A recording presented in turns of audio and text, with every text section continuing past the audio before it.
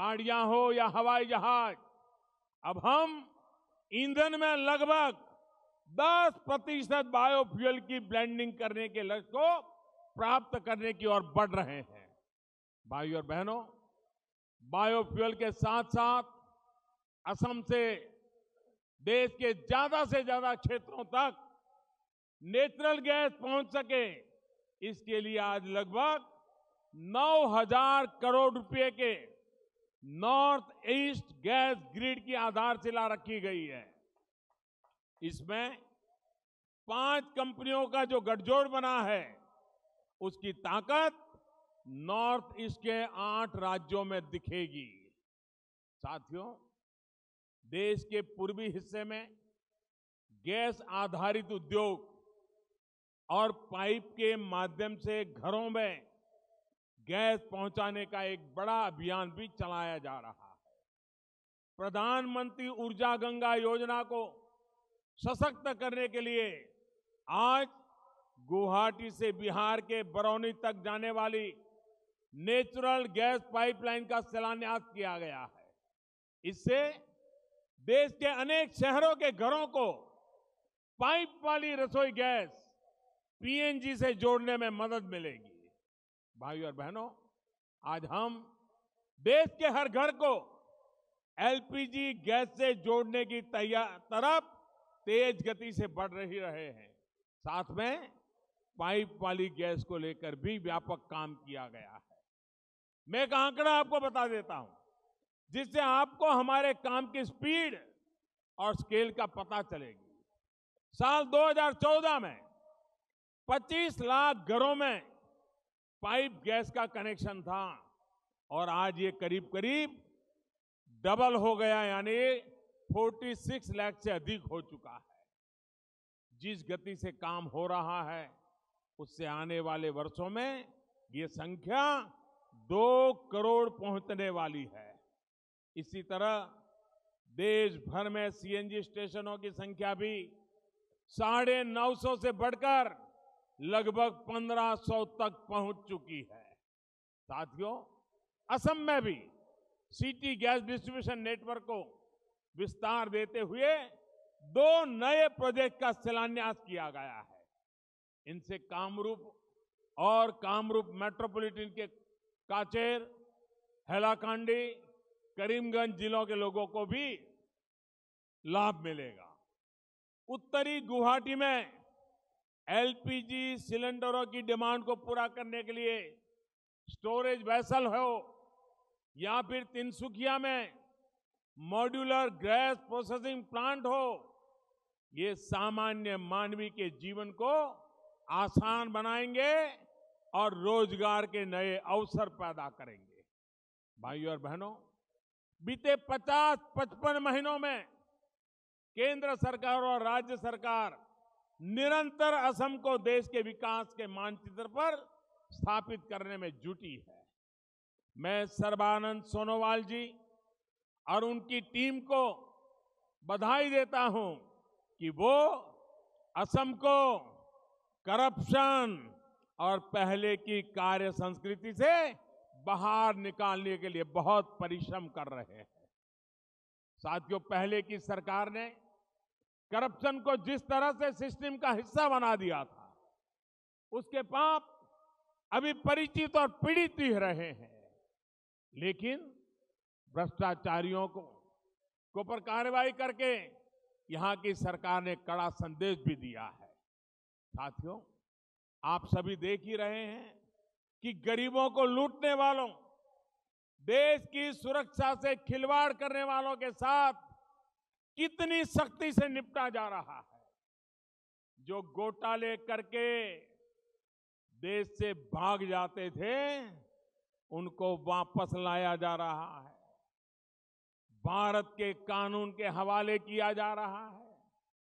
ये पूरा देश देख रहा है कि चौकीदार की चौकसी से कैसे भ्रष्टाचारी बौखलाए हुए हैं और सुबह शाम रोज नई गाली, मोदी को रोज नई गाली यही देते रहते हैं। असम को कैसे आगे बढ़ाएंगे, नॉर्थ ईस्ट के लिए क्या करेंगे, देश के लिए क्या योजनाएं हैं, इस पर वो चुप है, नहीं बोलते हैं। लेकिन वहां तो एक ही मानदंड है, मोदी को कौन ज्यादा गाली दे सकता है, इसी का कंपटीशन चल रहा है।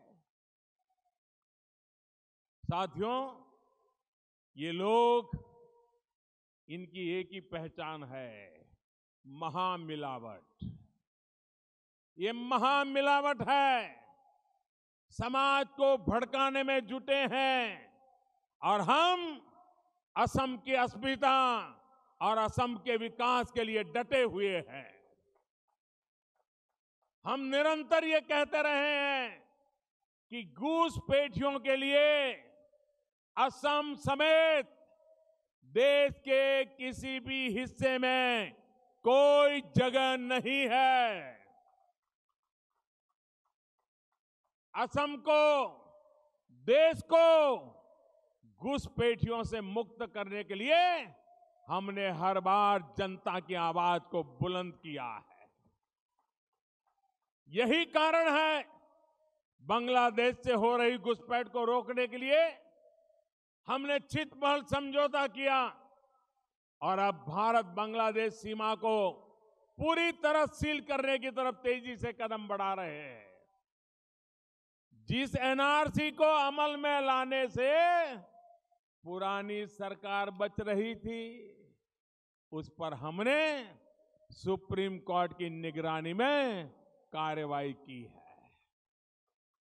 हमारा प्रयास है कि तय समय पर इस प्रक्रिया को पूरा किया जाए।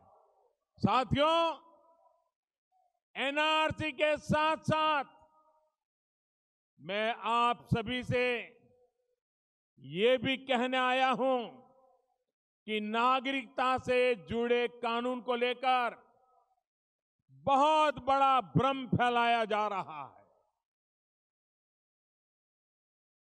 देश को जिन्होंने इतने साल बर्बाद किया, वो अपने हित के लिए ये भ्रम फैला रहे हैं। ऐसे लोगों को जानने की जरूरत है। दिल्ली में बैठे हुए लोगों को, एयर कंडीशन कमरों में बैठ कर आने वाले लोगों को, पार्लियामेंट में हमारा विरोध करने वाले लोगों को, जरा ये नजरिया देखिए, आसाम का मिजाज क्या है, जरा देखोगे तो पता चलेगा।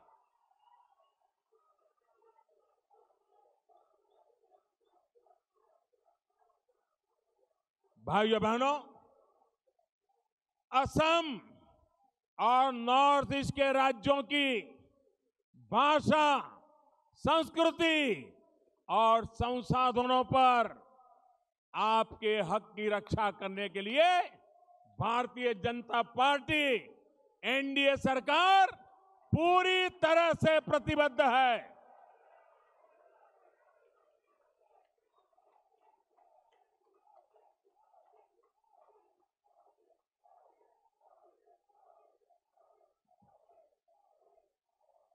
भाइयों और बहनों, हमारा प्रयास है असम एकॉर्ड के क्लॉज 6 को जल्द से जल्द लागू किया जाए।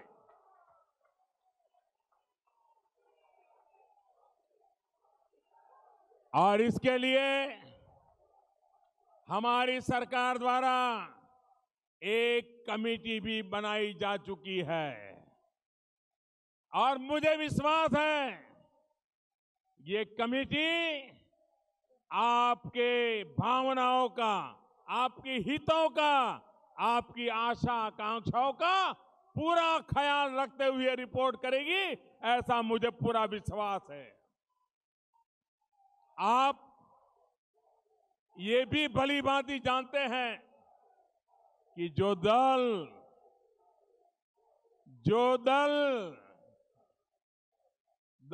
में डूबे हुए दल, महामिलावटी दल आज भ्रम फैलाने में जुटे हैं।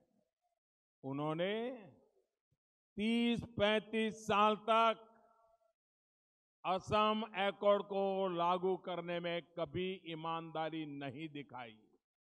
आप मुझे बताइए, 36 साल हो गए, असम एकॉर्ड लागू होना चाहिए था कि नहीं होना चाहिए था? इन लोगों ने असम के साथ अन्याय किया है कि नहीं किया है? और जो लोग आज अपने निजी स्वार्थ के लिए उन लोगों के साथ खड़े हुए हैं, उनका भी स्वार्थ को खुला करना चाहिए कि नहीं करना चाहिए? और इसलिए भाइयों बहनों,